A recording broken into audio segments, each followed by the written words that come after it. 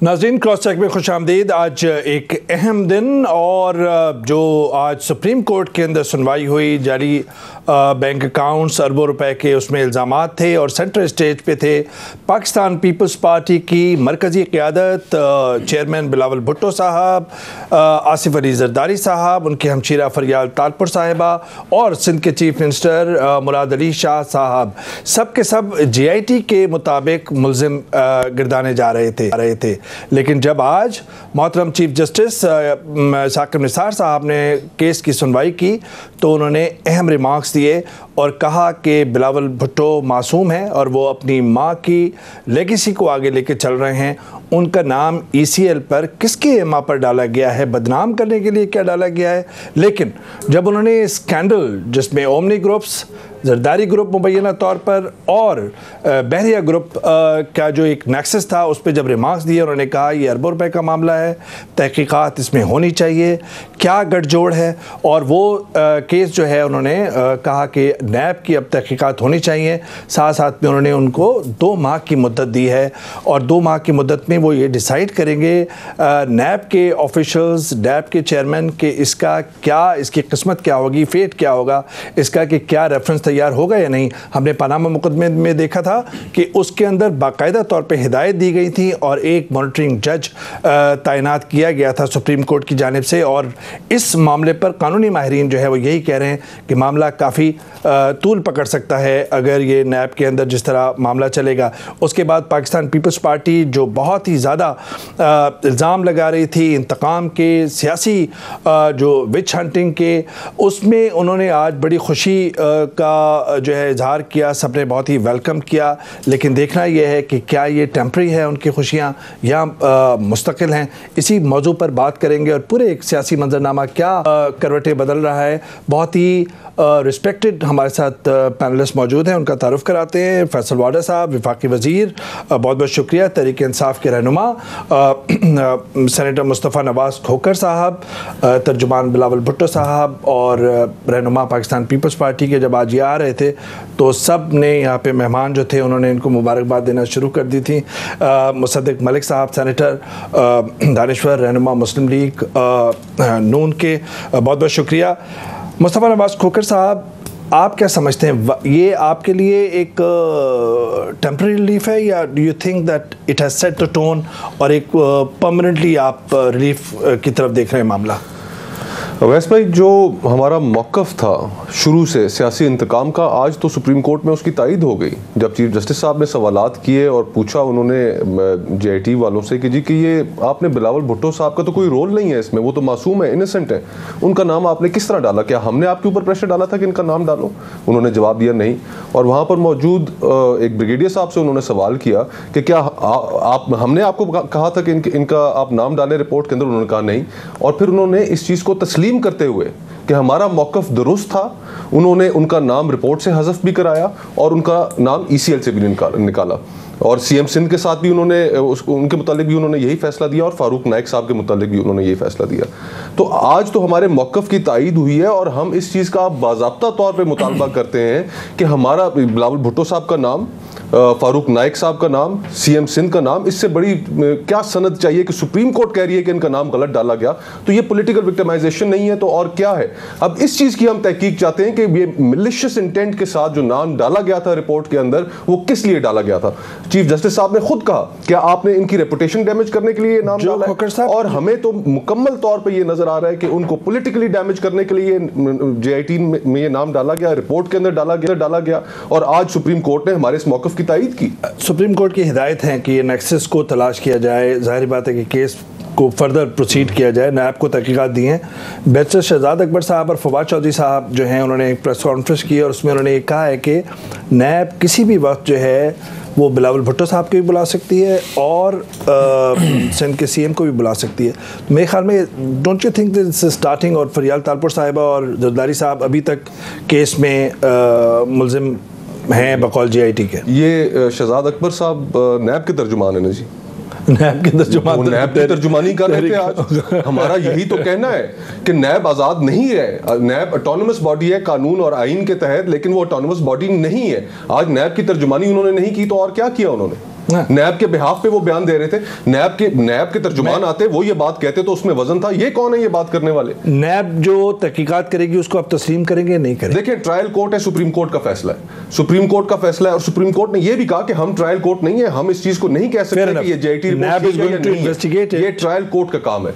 और trial court के पास जब जाएगा, हम वहां पर ट्रायल कोर्ट में अपना केस प्लीड करेंगे, और जो आइन के तहत हमें हकूक हासिल है एक फेयर ट्रायल के, अगर वो हमें मिले तो हम अपना केस वहां पर प्लीड करेंगे। फैसल वाला साहब, आप क्या समझते हैं जो एक सियासी किला बनाया था जीआईटी के ऊपर, do you think that it's a setback for Tehreek Insaf और द फेडरल गवर्नमेंट? बहुत शुक्रिया अवैस साहब। देखिए जी, मुझे नहीं समझ में आ रहा कि इतना अग्रेशन, इतना फायर पीपल्स पार्टी में या सेलिब्रेशन मोड क्यों आ गया। देखिए, ये जीआईटी कॉन्स्टिट्यूट की है सुप्रीम कोर्ट ने, हमने नहीं। ये केसेस बनाए इनके भाई और इनके चचा और इनके दोस्त और इनके पार्टनर नवाज शरीफ साहब की हुकूमत ने, हमने नहीं केस बनाए इनके ऊपर। भाई चचा कहाँ से है ना, सब दोस्त है ना, कोई भाई कहता है, कोई चचा कहता है, जो भी इसका कहने आप, बस दोनों एलाइज है ना सर। दोनों हमारा तो एक मौक़िफ़ क्लियर है। हमने इस पूरी चीज़ में अचीव ये किया कि इन्होंने केस किए, जीआईटी कॉन्स्टिट्यूट सुप्रीम कोर्ट ने, हमने ये अचीव किया जो हम 20 साल से कर रहे थे वो ठीक है। ये दोनों एक हैं, दोनों एक दूसरे की बात बचाने भी आए थे। इनको बुरा भला कहेंगे तो ये जवाब देंगे, इनको बुरा भला कहेंगे तो ये जवाब देंगे। ये हमें अचीव करा था, वो हमने अचीव कर लिया, नंबर 1। नंबर 2 ये कि आज क्या हुआ है, क्या आपको जीआईटी ने बरी ज़म्मा कर दी है? क्या आपको जीआईटी कंप्लीट ख़त्म कर दी है? क्या सुप्रीम कोर्ट ने चैप्टर बंद कर दिया और क्लीन चिट दे दिया आपको? ऐसा कुछ नहीं हुआ ना, एक जीआईटी है। मेरा मौक़िफ़ जीआईटी के ऊपर हमेशा डे वन से ये था कि जीआईटी हस्ब ज़रूरत बनाई भी जाती है, कभी उस पर कहानियाँ लिखी जाती हैं, कभी उस पर कहानियाँ बनाई जाती हैं, कभी का सच भी लिखा जाता है। क्योंकि ये FIA के जो अफसरान जिन्होंने ये जीआईटी इन्वेस्टिगेट किए, उनकी रेपुटेशन बहुत अच्छी रही है, स्पॉटलेस उनका करियर है, तो उसमें वजन उनकी क्रेडिबिलिटी के बेस के ऊपर था। लेकिन जीआईटी के ऊपर तो ट्रायल होना है, नैब ने इन्वेस्टिगेट करना है, उसके बाद कोर्टों ने फैसला करा, हमने नहीं करना। नंबर 1 सर, एक सेकंड जी। दूसरा सर ये कि बिलावल साहब को उन्होंने कहा जब भी चाहे उनको बुलाया जा सकता है, इम्यूनिटी उनके पास नहीं है। एक मिसाल दे रहा हूँ आपको, CM सिंध, हमारी सोच ये है एज ए पॉलिटिकल वर्कर कि कोई भी आदमी का उसकी कुर्सी कानून से बालातर नहीं है, ठीक है जी। तो मैं सुप्रीम कोर्ट के ऊपर तो कमेंट करने का कोशिश भी कर सकता। साहब आप कंटिन्यू कीजिएगा। मैं सिर्फ एक सवाल, जब नून लीग और पाकिस्तान पीपल्स पार्टी इल्ज़ाम लगाती है तहरीक इंसाफ पे कि आप नैब या FIA के साथ, बिल्कुल नैब के साथ मिलकर आप काम कर रहे हैं या इस इंतकामी कार्रवाई के अंदर आप साथ हैं, आप नहीं समझते कि अगर ये बेहतर होता कि सुप्रीम कोर्ट ने पहले कहा था हुकूमत को, वफाकी हुकूमत को कि नज़रसानी करे ECL से नाम हटाने की, अगर आप वो कर लेते तो कहीं आज सुबकी ना होती है, एम्बैरसमेंट ना होती। आज उन्होंने फिर वो काम कर दिया जो आप नहीं कर सके, जो कैबिनेट की आपने रिव्यू कमेटी बनाई थी। देखिए वैसा एक तो ये कि मैं अब तक कंप्लीट कर लूँ फिर आपका जवाब भी दे दूँ। जी। देखिए, एक तो बिलावल साहब को इम्यूनिटी नहीं है, वो किसी को बुलाए जा सकते हैं, मेरे और आपकी तरह किसी को बुलाया जा सकता है। CM साहब के साथ ऊपर भी यही है, लेकिन उनका लिस्ट से निकाम निकालने को कहा है और बाकी जीआईटी को प्रोब करने को कहा है कि नैब अब इसको 2 महीने के अंदर अंदर एक जगह पे लगाए, क्लीन है या क्लियर करे, अगर फंसते तो फंसे, जो काम किया वो आपको देना है। तो उन्होंने कोई डायरेक्शन ये सेट नहीं कि आप क्लीन चिट आपको मिल गई, ये वैसी चीज़ है। एक दूसरा सर ये कि देखिए, हमें नज़रसानी का कहा गया था, नज़रसानी के अंदर हमारे पास कोई टाइम लाइन नहीं थी कि हम 24 घंटे में करेंगे, 48 घंटे में 72 घंटे में। एक गवर्नमेंट का प्रोगेटिव है कि वो नज़रसानी केस बाय केस करना चाहती है, कैबिनेट में करना चाहती है, उसकी मेंबर कम्युनिटी बना के करार जाती है। तो उसमें मेरा नहीं ख्याल कि हमें कोई प्रॉब्लम है। उन्होंने कॉन्स्टिट्यूट की थी, जीआईटी ने हमें सजेस्ट किया, हमने डाल दिया, उन्होंने कहा नज़रसानी करें, हम नज़रसानी कर रहे थे। उससे पहले हेयरिंग आ गई, उन्होंने कहा 2 नाम हटा दें, हमने कहा ठीक है जी। आज ये जो जीआईटी की जो भी फाइंडिंग्स थी उसमें आप समझ रहे हैं जो सुप्रीम कोर्ट का फैसला है मुसद्दिक मलिक साहब कि कहीं ना कहीं एक मॉरल विक्ट्री ये है नून लीग और पाकिस्तान पीपल्स पार्टी की, या आप इसको दूसरे लेंस से देख रहे हैं आज के फैसले को? मेरे ख्याल में सर काफ़ी हद तक तो आपने अपने इब्तदाइये में चीज़ें जो हैं वो क्लियर कर दी हैं। तो आपका इब्तदाइया जो है बहुत से सवालात का जवाब है। आज का जो पॉलिटिकल विक्टिमाइजेशन के हवाले से जो बातचीत चल रही थी सियासी पस मंज़र में, आज अगर चीफ जस्टिस साहब ये सवालात उठा रहे हैं और फ़र्दन लोगों से पूछ रहे हैं कि आपने किसके कहने पे ये किया, और ये भी कह रहे हैं कि क्या आप पॉलिटिकल सियासी तौर पे डैमेज करने की कोशिश कर रहे हैं किसी एक फ़र्द को, तो फिर उससे एक बात तो साबित हो जाती है कि अगर चीफ जस्टिस भी वो रिपोर्ट पढ़ने के बाद, जिस रिपोर्ट की बड़ी तशहीर की गई और आपने देखा उसके ऊपर क्या क्या प्रोग्राम्स हुए और कितनी प्रेस कॉन्फ्रेंसेस हुई, उस सब के बाद अगर चीफ जस्टिस साहब ये कह रहे हैं तो आप बताइए कि फिर इससे हम क्या नतीजा अखज़ करें। ये सवालात क्या उन्होंने इन वेन उठाए हैं, इनका कोई मकसद नहीं है या इनका कोई जवाब नहीं है? और अगर इनका कोई जवाब है तो जो मुस्तफ़ा साहब ने पूछा है उसका जवाब मिलना चाहिए, क्योंकि मुस्तफ़ा साहब ने तो एक हाइपोथेसिस आपके सामने रखा है जिससे हम एग्री करते हैं कि ये पॉलिटिकल विक्टिमाइजेशन की एक मुहिम है। अगर ये पॉलिटिकल विक्टिमाइजेशन की मुहिम ना होती तो दीगर अफराद जो EOBI के मुकदमात में मुलव्वस हैं, जो NICL के मुकदमात में मुलव्वस हैं, ऐसे वज़ीर जिनको पर इस्तगासा, अभी तो रिपोर्ट आई है ना, यानी इसकी इंक्वायरी भी नहीं हुई, इसकी इन्वेस्टिगेशन भी नहीं हुई, अभी तो रिपोर्ट आई है।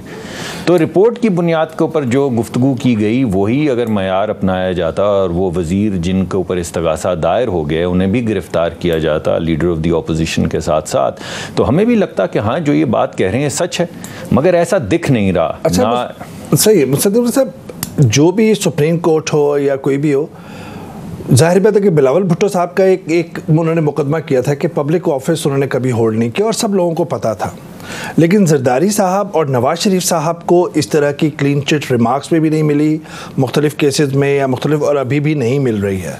तो आप नहीं समझते कि थोड़ा सा फ़र्क है जब ये मामला आता है उन लोगों का जो यहाँ पे जिन्होंने हुक्मरानी की है?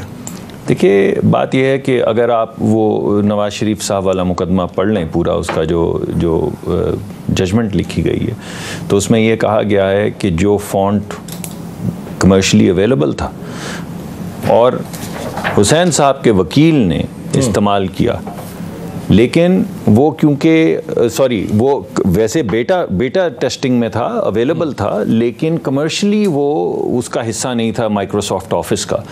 इस बुनियाद के ऊपर मरीम नवाज़ साहिबा को 8 साल सज़ा दे दी गई। मरीम नवाज़ साहिबा भी कभी पब्लिक ऑफिस नहीं होल्ड किया उन्होंने।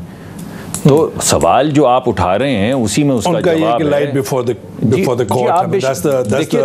देखिए, मगर हमें इसी तरह के प्रोग्राम्स में कहा गया, जिसका डिनायल पीपल्स पार्टी की तरफ से आया, कि उनको डायरेक्टर किसी कंपनी का दिखाया गया था बिलावल साहब को, फिर ये कहा गया था कि ये फेक अकाउंट्स जो हैं उनसे बिलावल साहब की पता नहीं क्या। मैं माफी चाहता हूँ जी नहीं कि उसमें सुप्रीम कोर्ट ने आज कहा कि आप बताइए रोल क्या है बिलावल साहब का। जी, आप स्पेसिफिक रोल बताएं, उन्होंने किया क्या है? वो तो मासूम आदमी है। मैं एक बात और करना चाहूंगा, आप बात कर ले, मैं रोल ना होने के बावजूद, हमारा यही कहना है कि कोई रोल ना होने के बावजूद जब उनका नाम रिपोर्ट में इंक्लूड किया गया तो ये सियासी एक मैलिफाइड इंटेंशन जिससे निकलती है 10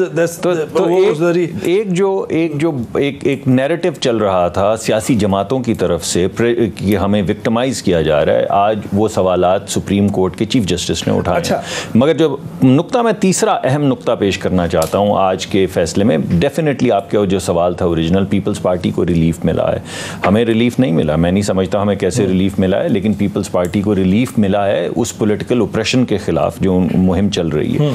लेकिन एक बात जो बड़ी वाज़ेह शक्ल में सामने आई है वो ये है कि हुकूमत कोई भी काम करने में अपना माइंड नहीं अप्लाई कर रही।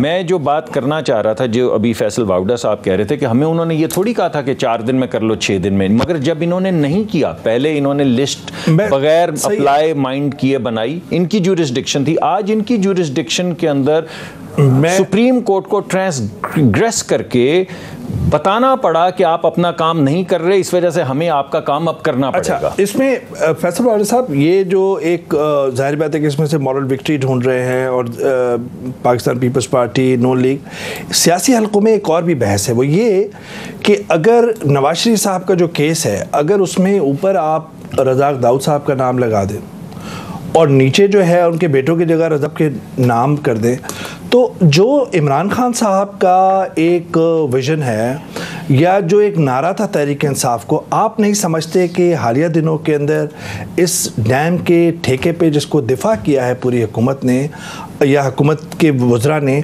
आप नहीं समझते कि उससे ठेस पहुंची है और एक सियासी जवाब मिला है हिज़्ब इख्तिलाफ की जमातों को? देखो वैसे अभी जैसे मैंने आपसे पहले फेज़ में कहा कि आप बात करेंगे तो इनसे बात करेंगे, जवाब ये देंगे। आपने भी देखा कि मुस्तफा भाई ने जो बातें की उनको डोज के, लेकिन अभी तक दूरियां हैं, अभी तक कोई इत्तेहाद नहीं हुआ। देखिए उनका मरियम बीबी को बेनिफिट मिला, वो भी बेल पर है। बिलावल साहब के ऊपर कोई केस नहीं था और ये फैक्ट है, उनके पास कोई बैगेज नहीं है, वो तो नहीं उन्होंने कुछ किया, ठीक है, ऑफिस में नहीं रहे। अब जो बात आप कर रहे हैं रज़ाक दाऊद साहब वाले, देखिए आपकी बात बिल्कुल बजा होती और आपकी बात बिल्कुल ठीक होती है और हम मान लेते।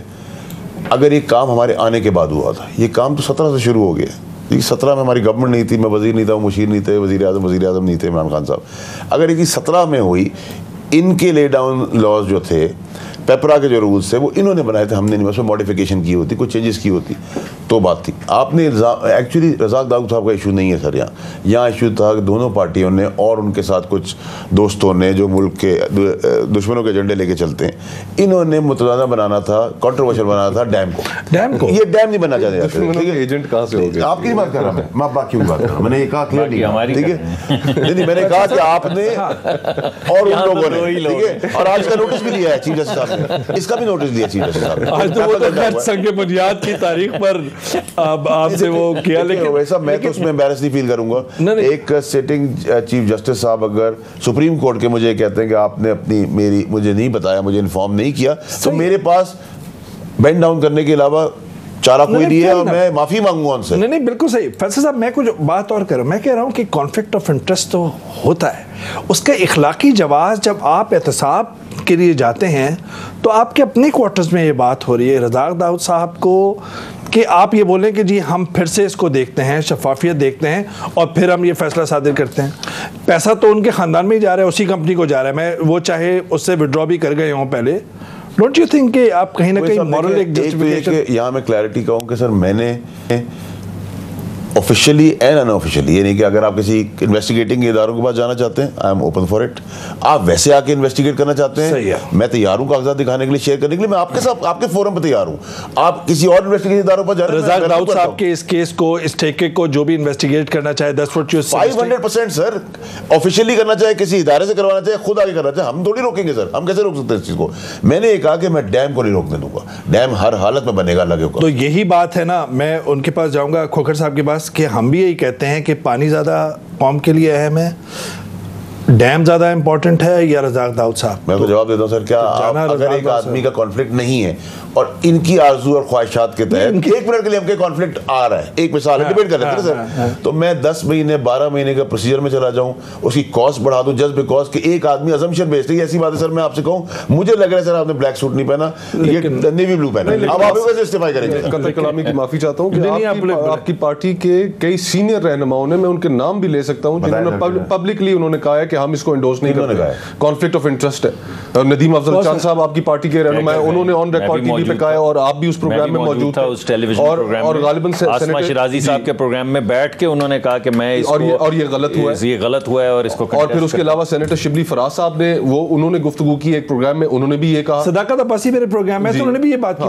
मैं उसमें भी नहीं जा रहा, मैं खोकर साहब बात ये कह रहा हूँ कि मुझे ये लगता है कि जब आप आगे कदम बढ़ा रहे हैं तो इस सियासी पॉइंट स्कोरिंग के अंदर दोनों हुकूमत की तरफ से भी और आपकी तरफ से कहीं ना कहीं लाइंस क्रॉस करते हैं, वो मेरे ख्याल में नहीं होनी चाहिए। बिल्कुल आप दुरुस्त कह रहे हैं कि जहां पर नेशनल इश्यूज हों वहां पर हमें इकट्ठा होना चाहिए। बिल्कुल। और उसका आप माजी के अंदर देखिए कि जब हुकूमत के ऊपर एक बहुत बड़ी मुश्किल आई, वो सिर्फ हुकूमत के ऊपर नहीं थी, पाकिस्तान के ऊपर मुश्किल थी।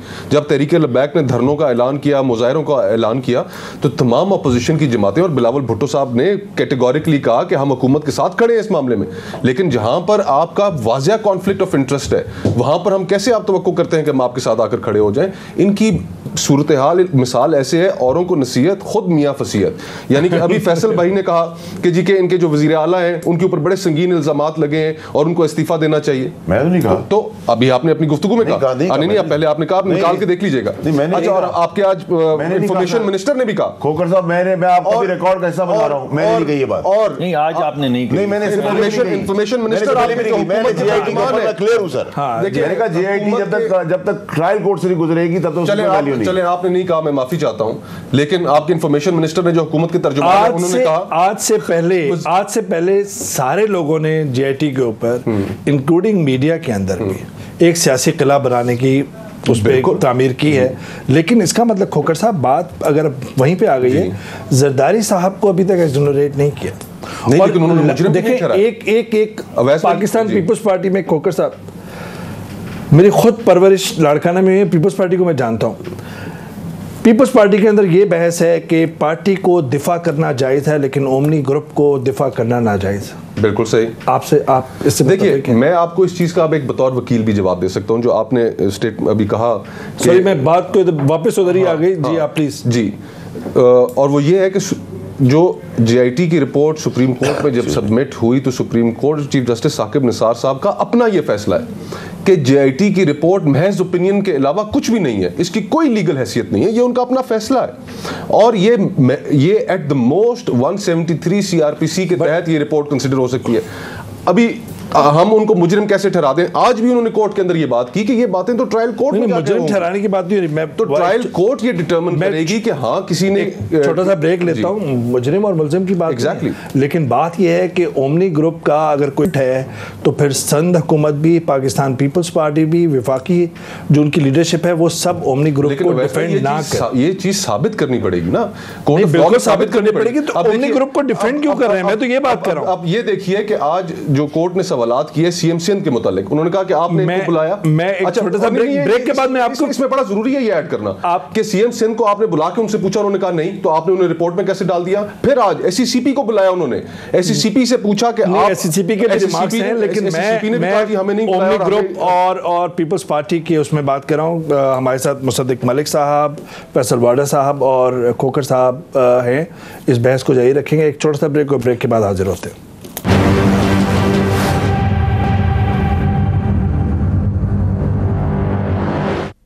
नाज़रीन वेलकम बैक। खोखर साहब, बात हो रही थी, आप अगर उसको कंक्लूड कर लें कि ये ओमनी ग्रुप को डिफेंड करना, और आगे आप समझ रहे हैं कि आपके पीपल्स पार्टी की क़यादत के लिए मुश्किलात हैं, या आप समझते हैं कि आज के बाद मामला ख़तरा टल गया? देखिए, बात खतरे की नहीं, हमारा मौक़िफ़ जैसे मैंने पहले कहा बड़ा सिंपल है कि इंडोर्स किया ये सुप्रीम कोर्ट ने इंडोर्स किया, और हम ये चाहते हैं कि हुकूमत बताए कि ये नाम मेलाफाइडी क्यों इंक्लूड किए गए। फैसल भाई तो चले इस हुकूमत साइलोज में काम करती है, वफाकी काबीना का हिस्सा भी हैं, शायद इनके इल्म में ना हो, लेकिन शहजाद अकबर साहब जो FIA के दफ्तर में मौजूद थे जिस वक्त रिपोर्ट की तैयारी हो रही थी, वो आखिर किस लिए थे? CCTV फुटेजेस निकाले, पता चलेगा कि कौन इस रिपोर्ट के अंदर जिस तरीके से हुकूमत ने इन्फ्लुएंस इस्तेमाल किया, बिलावल भुट्टो साहब को, चीफ मिनिस्टर सिंध को अननेसेसरीली इन्वॉल्व करने का एक मेलाफाइड इंटेंट के साथ, तो इस चीज का सामने तो आना चाहिए। और आज सुप्रीम कोर्ट ने यह तायीद की है हमारे इस मौक़िफ़ की, तो आगे चलकर भी हमारा जो रवैया है वो मजीद सख्त होगा, और हम ये जानना चाहेंगे कि हुकूमत में और नैब में कोई फर्क है या नहीं है। अगर ये दोनों एक हैं, आज इसका मुजाहरा फिर देखने में आया जब शहजाद अकबर साहब ने प्रेस कॉन्फ्रेंस की और नैब की तर्जुमानी करते हुए उन्होंने कहा कि नैब ये करेगा वो करेगा। मैं मुसद्दिक मलिक साहब से भी ले लूं, आप भी मुसद्दिक मलिक साहब यही बात करते हैं कि नैब और हुकूमत एक साथ ही हैं और आज़ाद और वो शफाफ नहीं इदारा नैब? देखिए, बज़ाहिर अभी तक जो चीज़ें सामने आ रही हैं, अभी पहले भी जो पहली मरतबा जो फर्स्ट राउंड गुफ्तगू आपने ब्रेक से पहले की है, उसमें क्या समरी थी? दो उसके नुकात थे कि हुकूमत जो है इस वक्त ये जो भी एहतसाब जिस चीज़ को आप कह रहे हैं वो एहतसाब नहीं, इंतकाम दिखाई देता है। इंसाफ होता हुआ भी नज़र आना चाहिए और इंसाफ होना भी चाहिए, लेकिन जब यकतरफ़ा आप कार्रवाई करते हैं, चाहे वो नैब के ज़रिए करें, चाहे वो FIA के ज़रिए करें, हुकूमती इंस्ट्रक्शन के तहत होती हुई चीज़ें दिखना शुरू हो जाएँ, जब इस तरह की प्रेस कॉन्फ्रेंसेस शुरू हो जाएँ, तो बड़ा वाज़े हो जाता है कि कोई यहाँ पर मामला ठीक नहीं है। एक ये नुक्ता उठा। दूसरा नुक्ता ये उठा कि हुकूमत माइंड अप्लाई नहीं कर रही। तीसरा नुक्ता खुद फैसल वावडा साहब ने उठा दिया। वो नुक्ता ये था, और एक आपने उठाया कि ये मुल्क दुश्मन है, डैम को रोक रहे हैं, मुल्क दुश्मन है। यानी यही गुफ्तगू एक दिन इमरान खान साहब ने भी तारीफ़ में, आपको याद होगा, कहा था कि हिटलर और मेसोलिनी अगर यू टर्न लेना सीख लेते तो तारीख़ बिल्कुल मुख्तलिफ होती। मैंने हकीकत में जैसे आप हंसे, मैं ऐसे ही हंसा कि इनके गुमान में कोई और बात है, लेकिन इन्होंने गलत एग्जाम्पल दे दी है। मगर वो एग्जाम्पल गलत साबित नहीं हो रही। जब आप शफाफियत और कॉन्फ्लिक्ट ऑफ इंटरेस्ट का नुक्ता उठाते हैं और सवाल आपसे ये पूछा जाता है कि क्या आप मुल्क दुश्मन हैं, तो इसका मतलब है कि आप कह ये रहे हैं कि आप कॉन्फ्लिक्ट ऑफ इंटरेस्ट की बात मत करें। आप कह ये रहे हैं भाईजान इसको होने दें, एक वजीर जो खुद वजीर है और वजीर भी उसका कॉमर्स का है और सीपैक का वजीर है, वो सीपैक के एक प्रोजेक्ट को अपनी कंपनी को अवार्ड करता है और आप कहते हैं ये सवाल पूछोगे तो तुम मुल्क दुश्मन हो। ये तो हम नहीं मानेंगे, ये तो हम नहीं मानेंगे। हम तो कॉन्फ्लिक्ट ऑफ इंटरेस्ट वाला सवाल उठाएंगे, आपको जवाब देना होगा। सवाल करूंगा, आप प्लीज बात देखिए वैसा मैंने इनको आपके प्लेटफॉर्म पर बाकी प्लेटफॉर्म पे भी कहा कि आप जिधर से इन्वेस्टिगेट करना चाहते हैं, पर्सनल लेवल पे आना चाहते हैं, आपको ढूंढने की जरूरत नहीं। मैं अपना दफ्तर खोल लेता हूं, मैं मिनिस्टर हूं ना इस जगह का। अब उन्होंने कह दिया इस फोरम पे, ये फोरम पे कहा, एक मिनट आप कॉन्ट्रैक्ट के अवार्ड को किसी भी सतह पर तफ्तीश के लिए नहीं, एक मिनट ठहर जाइए। ये किसने कहा है आपको? यानी ये हमारी तरफ से दरखास्त आई है? नहीं आई ना। हम आपको ये कह रहे हैं कि मैं सुन लीजिए ना, आप सुन लें। हम ये कह रहे हैं और आप भी अगर इनके साथ मुत्तफिक हैं तो आप कह डालें, क्योंकि आपके सवाल में पिछले राउंड में आपने ये कहा है। मेरी बात सुन लीजिए। देखिए बात यह है कि हम कह रहे हैं शफाफ है। ये अगर वजीर ना होते और ये जीत जाते इवैल्यूएशन के बाद, आज ये वजीर ना होते और अपनी ठेका नहीं दे रहे होते अपनी कंपनी को, तो हम कहते जी आपने आप ये नहीं समझते कि एक वजीर, एक मिनट है ना सर, एक वजीर है वो अपनी कंपनी को 3,000 मिलियन डॉलर का ठेका दे रहा है और पेपरा रूल्स कहते हैं कि बगैर वजह दिए आप कैंसिल कर सकते हैं, दोबारा कर सकते हैं। आप कहते हैं अगर सवाल पूछोगे तो मुल्क दुश्मन है, सवाल पूछोगे तो डैम रोक रहे हो। जी फैजल भाटी साहब, मैंने ये कहा, फिर कह रहा हूं कि आप जिस फोरम से चाहें और खुद चाहें आप इन्वेस्टिगेट करें, मैं डैम नहीं रुकने दूंगा। इसका मतलब ये कि मैं क्लियर हूं अपने मेरिट के ऊपर। मैंने नहीं कॉन्ट्रैक्ट डिसाइड किया, मैंने अवार्ड नहीं किया है। वो नेस्पाक, स्मैक और एस इंटरनेशनल कंपनीज इन्वॉल्व करके थर्ड पार्टी जिन्होंने टेक्निकल वेरिफिकेशन नंबर 1 अखलाकी तौर पे मुस्तफी हो सकते, अगर वो खुद छोड़ दे तो ले जाए। तो आदमी, हर आदमी की इंडिविजुअल पर्सनालिटी के अंदर है, मैं उसका कमेंट तो नहीं कर सकता सर। आप मुझसे अखलाकी की जरूरत किसी चीज पे कहेंगे, शायद मेरे लिए अखलाकी जरूरत ना हो, मैं ना मानूं, तो वो तो रज़ाक दाऊद साहब के ऊपर है। लेकिन अगर आप कॉन्फ्लिक्ट ऑफ इंटरेस्ट की बात करेंगे तो यहाँ वो एप्लीकेबल नहीं है। मैं कहता हूँ आप फिर भी अगर प्रूव करते हैं, मैं खड़ा हूँ आपके साथ, लेकिन प्रूव तो करें ना। आपको किस फोरम पे प्रूव करें? सारा खुद इंडिविजुअल आना चाहते हैं, कागज चेक, आप एफआईआर पास जाना चाहते हैं आप चले जाए, आप कोर्ट जाना चाहते हैं कोर्ट चले जाए। कोर्ट ने डायरेक्शन दे दी है, कोर्ट ने डायरेक्शन दे दी, कोर्ट ने कहा है डैम से रिलेटेड जिसको जो प्रॉब्लम है। एहसन इकबाल साहब के बेटे को अगर सीपैक का $3 अरब का दिया जाता कॉन्ट्रैक्ट, तो आप इस प्रोग्राम पे क्या कहते हैं वो कहिए। नहीं, अगर गवर्नमेंट में होते होता तो बिल्कुल वही बोलते। तो ये गवर्नमेंट में नहीं है, ये अफगानिस्तान की गवर्नमेंट में है। मैं कह रहा हूं आपने अभी अवार्ड किया, इवैल्यूएशन हुई है, आप अवार्ड से एक दिन पहले इसको रोक सकते थे। अभी भी जो जस्टिफिकेशन है फैसल भाई वो ये है कि डेस्कॉन कंपनी कैपेबल है, उसकी रेपुटेशन अच्छी है, और हम ये भी नहीं कह रहे कि वो कैरी करे, लेकिन रज़ाक दाऊद साहब के जरूरी है कि वो अपने ओहदे मान रहे और तहरीक इंसाफ के विजन को नुकसान पहुंचाए। सर मेरी बात है वे साहब, आपका बेटा कोई मीडिया के अंदर कोई ट्रांजैक्शन कर ले अपने मेरिट पर, अपने बल के ऊपर, आपको यहाँ पता ना हो, मैं आपको कल आ कहूंगा कि क्योंकि उन्होंने मीडिया के एक्स प्रोजेक्ट ले लिया है, एक्स चैनल का, आप जगह छोड़। अवैस तौहीद साहब, जब ये एक मिनट, जब ये sir when you hold a public office, Awais साहब उसके अलावा आज मेरी फैमिली कॉन्ट्रैक्ट मिलेगा, आप जवाब दूं मैं, लेकिन अगर प्रोजेक्ट मेरी फैमिली करती भी आ रही है और मैं साहब, बात ये है कि जिस वक्त ये इवैल्यूएशन हुई है वो मालिक भी थे और डायरेक्टर भी थे और चीफ भी थे जब ये इवैल्यूएशन हुई है, आज नहीं है। सवाल ये पैदा होता है कि जो मिठाई हमें खाने से ये रोकते हैं, खुद क्यों खाते हैं? क्योंकि आपको डायबिटीज है ना सर। नहीं, आपको क्या ये बस यही है, यही है जवाब कि जो पीटीआई नहीं है वो डायबिटिक है, जो पीटीआई नहीं है वो मुल्क दुश्मन है। ये फैशिस्ट एक रजीम है, फैशिज्म चल रहा है यहाँ पे, पॉलिटिकल विक्टिमाइजेशन चल रही है। आज मेरे, मैं इनकी बड़ी इज्जत करता हूँ, मुसाद भाई साहब ट्रैप हो गया। मैंने ये कहा, अभी फिर कह रहा हूं कि सर हर मुमकिन इदारा और इंडिविजुअल कैपेसिटी में, ये लॉयर हैं, मैं वेलकम, मैं खुद लेने आऊंगा, मेरे भाई भी हैं, चाय भी पिलाऊंगा, खाना भी खिलाऊंगा। मुताल्लिका वजारत है, आप भी इन्वेस्टिगेशन जो है वो खुद कर सकते हैं। कौन सी सर? आपकी मुतालिका वजारत वो तो कर चुका हूं ना, अभी दे रहे हैं, Investigation अभी कॉन्ट्रैक्ट दे रहे हैं, वो कह रहे हैं कोई हर्ज नहीं है। somebody's baggage on my shoulder sir, no way sir. B sir, मैं आपको एक और चीज बताऊं, हमारा तरीकेकार क्या है सर, ये सुने सर, प्राइम मिनिस्टर और मुतल्लिका अदारा वापडा अवॉर्ड नहीं कर सकता।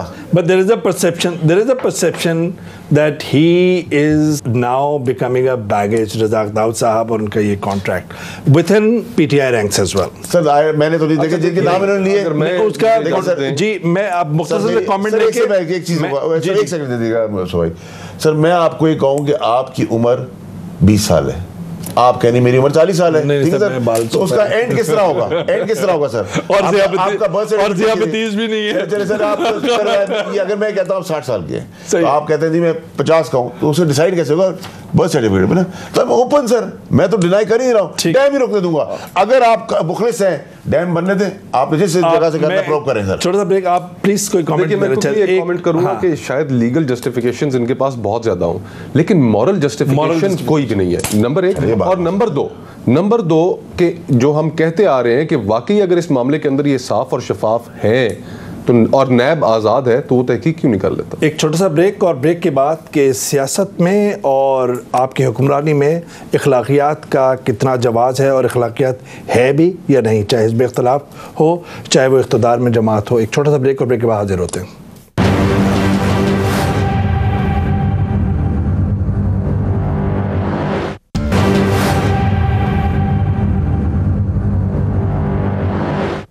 नाज़रीन वेलकम बैक। और बात हो रही थी इखलाकी जवाज़ की, इखलाकियात की। फैसल वाडा साहब, फिर कोकर साहब के पास जाऊंगा। आपने एक मॉरल पोजीशन ली कि आप पीएससी के चेयरमैन शहबाज शरीफ साहब के पास नहीं जाएंगे, डिस्पाइट के प्राइम मिनिस्टर इमरान खान साहब ने रिजर्वेशंस के बावजूद ये मामला आपकी पूरी पार्टी ने उस मामले को माना कि वही चेयरमैन होंगे पीएससी। तो इखलाकी एक पोजीशन लेना, तो उसमें रज़ाक दाऊद साहब का भी मामला वहीं पर कहीं आप देखते हैं नहीं देखते? देखिए वैसा मैंने ये कहा और मैं बिल्कुल अपनी जगह पे खड़ा हूँ कि देखिए जी, अगर आप मुझे अनप्रेसिडेंटेड बुलाएंगे या मेरी वजारत से किसी को बुलाएंगे, पानी पिलाने वाले कोई बुलाएंगे, वो भी नहीं अपेयर होगा शहबाज शरीफ साहब के आगे। जो तरीक़ेकार है, रूल्स ऑफ द बिजनेस जो हैं कि आप भेजें, एजेंडा भेजें, क्वेश्चन आंसर भेजें, 15-20 दिन का टाइम दें, दैट्स डिफरेंट। आप मोरालिटी की आप बात करें सर, आप मेरी मोरालिटी का जवाब दे सकते हैं सर, ये तो मॉरली उन्होंने डिसाइड करना है। But it's subjective, but there are parameters of morality. देखिए सर, अगर आप देखिए सर, मैं इधर क्लियर करूं, अगर कॉन्फ्लिक्ट नहीं है, कॉन्ट्रैक्ट में खुद करें शफाफियत है, हमने कोई मेरिट को डीमेरिट नहीं किया, हमने कोई चीज को बाईपास नहीं किया रूल्स को, और फिर आप कहते हैं कि मॉरल ऑब्लिगेशन है सर। इस मॉरल ऑब्लिगेशन पे खोकर साहब एक बहुत जो है वो लोगों को इख्तलाफ है कि पाकिस्तान पीपल्स पार्टी और नून लीग में गुज़िश्ता 2-3 दिहाइयों में कोई ऐसी मिसाल नहीं कि किसी बदउनवान आदमी को निकाला हो कि मॉरल ऑब्लिगेशन की वजह से, मॉरल जस्टिफिकेशन की वजह से। वो क्यों नहीं है? देखिए, जब तक किसी के खिलाफ कोर्ट का फैसला ना हो उस वक्त तक आप कैसे निकाल सकते हैं? उसकी जस्टिफिकेशन आपको बाहर तौर कोई तो देनी पड़ेगी। अगर हमने अपने माशरे के अंदर ये निज़ाम राइज करना है कि रिपोर्टों की बुनियाद पे और सिर्फ इल्ज़ामात की बुनियाद पे लोगों को निकाल, अच्छा मैं आपको एग्जांपल दे देता हूँ, मैं एक स्पेसिफिक एग्जांपल आपको कोट करता हूँ। राजा परवेज़ अशरफ साहब की, उनको राजा रेंटल कहा गया, कितना उनके ऊपर इल्ज़ामात लगाए गए, सुन लीजिए ज़रा। और फिर उसके बाद वो केस जब बैनुल अक़वामी अदालत में चला गया, यहाँ की अदालतों ने उनके खिलाफ फैसला भी दिया उस रेंटल पावर केस में, और वहाँ पर पाकिस्तान को $700 मिलियन कौन लेके गया आपको? और कारके टर्किश कंपनी लेके गई इंटरनेशनल आर्बिट्रेशन में।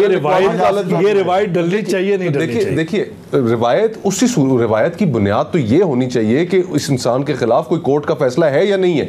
अब अगर कोर्ट का फैसला नहीं होगा और आप उसके ऊपर जजमेंट्स पास करना शुरू कर देंगे तो फिर तो ये गैर मुनासिब चीज़ है। बड़ी दूसरी के अंदर जब भी एलिगेशंस लगते हैं कोकर साहब, और आप भी प्लीज मलिक साहब, कि जब भी एलिगेशंस लगते हैं तो जाहिर बात है उससे पूछगछ होती है किसी फोरम पे।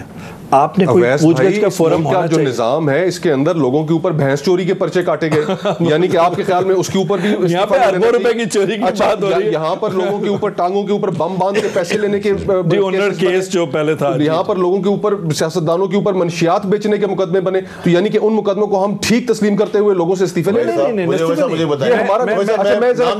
इनकी लीडरशिप एमएनए है, मैं उनका जेआईटी में नाम है, वो अभी तक क्लियर नहीं हुआ है, मॉरल ऑब्लिगेशन पे है कि रिजाइन। मैं अभी इसका जवाब देता हूं जी, जरा जवाब मुझे अगर दे, तो डॉक्टर साहब वही बात कर रहा था, आप और मलिक साहब को भी इसमें शामिल करते हैं, और आखिरी कुछ लम्हात हैं कि एक कहीं मैकेनिज्म तो होना चाहिए पार्टीज के अंदर, या नहीं होना चाहिए सर? मैं ये समझता हूँ जी बिल्कुल होना चाहिए। जब आप शाम के थिएटर के अंदर उसके ऊपर एक इल्जाम लगा देते हैं तो आप एक्सपेक्ट ये करते हैं कि उस दिन पार्टी को चाहिए कि वो बोलें डॉक्टर साहब आप आज रिजाइन दे दें। ना कोर्ट की जरूरत है, ना फैसले की जरूरत है, ना एविडेंस की जरूरत है। सेट किया ना सर, रेफरेंस पे हम रिजाइन कर रहे हैं। रेफरेंस पे किया ना सर हमारे लोग, आपने किया किसी ने? मगर आपने अरेस्ट तो नहीं किया हमारे, तो आपने बगैर रेफरेंस। अगर इमरान खान साहब के ऊपर अगर नैब का मुकदमा चल रहा है तो उनको नहीं रिजाइन कर देना चाहिए। रेफरेंस है उनके ऊपर। नहीं रेफरेंस नहीं। अच्छा हम भी तो ये भी यही कह रहा हूं। मैं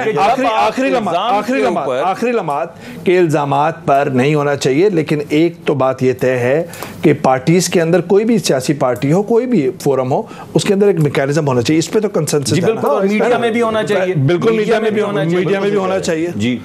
अब फैसल वाडा साहब, आखिरी ये जो बात होती है डील की, एनआरओ की, डील की, किसी को रिलीफ मिला, किसी को कम मिला, नहीं मिला, वापस वो प्लेयर्स आ जाते हैं। आपने एक बयान दिया, उस पर ही ख़त्म करते हैं, आखिरी 40 सेकंड है।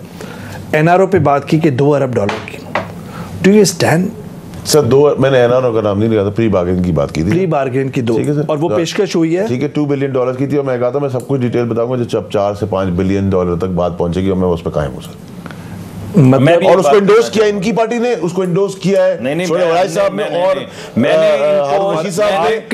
आप किसी भी फोरम पे ये बात जाके कर सकते हैं अगर फोरम पे। मैंने इनको प्रोग्राम में चैलेंज किया जिसपे इन्होंने इंकशाफ किया था कि उस शख्स का नाम बताएं। इमरान खान ने 10 अरब का इल्जाम लगाया, भाग गए। उसके बाद इन्होंने 2 बिलियन का लगाया, अभी तक किसी का नाम नहीं आया। उसके बाद पाकिस्तान के लोगों ने लिखे, उसके बाद नहीं लेकिन मैं आपको भी कह रहा हूं, आप हमारे जिस बंदे ने आप खोकर साहब लगा रहे हैं, खोकर साहब, फैसल बारवर साहब, आप कह रहे हैं हुकूमत, मुसद्दिक मलिक साहब, बहुत बहुत शुक्रिया। नाज़रीन, जो भी ये डील प्ली बार्गेन, ये नहीं होना चाहिए। अखलाकियात पर अगर आप खड़े हैं तो वही कौम आगे तरक्की कर सकती है, और मैं समझता हूँ कि जो भी मुकदमात हैं वो अपने मंतकी अंजाम तक पहुँचे ताकि झूठ और सच का पता चल सके, जब भी आप इस मुमलिकत को, इस रियासत को आगे ले जा सकेंगे। कल तक इजाज़त दीजिए, खुदा हाफिज़।